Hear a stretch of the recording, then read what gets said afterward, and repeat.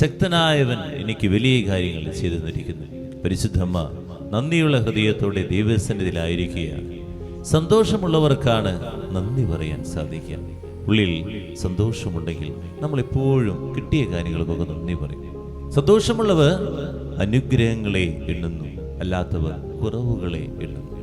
നമ്മൾ ചിന്തിച്ചു നോക്കുക, നമ്മൾ അനുഗ്രഹങ്ങളെയാണ് എണ്ണുന്നത്, കുറവുകളെയാണ്? കിട്ടാത്ത കാര്യങ്ങളെക്കുറിച്ച് ഇങ്ങനെ പറഞ്ഞുകൊണ്ട് നടക്കുകയാണ്. ഒരു കോംപ്ലക്സ് ആയിട്ട് നമ്മൾ ജീവിച്ചുകൊണ്ട് നടക്കുകയാണ്. ഉള്ളിൽ സന്തോഷം ഉണ്ടാകുമ്പോഴാണ് നന്ദി പറയാൻ നമുക്ക് പറ്റുള്ളൂ. ദൈവസന്നിധിയിൽ വരുമ്പോഴായാലും ദൈവമേ നന്ദി എന്ന് പറയാൻ നമുക്ക് പറ്റണമെങ്കിൽ നല്ല സന്തോഷം വേണമല്ലേ? അല്ലെങ്കിൽ ഒരിക്കലും നമ്മത് പറയില്ല. കിട്ടാത്തതിനെ കുറിച്ച് അത് കിട്ടിയില്ല, ഇത് കിട്ടിയില്ല, ഇങ്ങനെ പറഞ്ഞുകൊണ്ടിരിക്കും. സന്തോഷമുള്ളൊരു ഹൃദയത്തിന് വേണ്ടി പ്രാർത്ഥിക്കാം. അമ്മയെ പോലെ നന്ദി പറയാൻ നമുക്ക് പറ്റട്ടെ.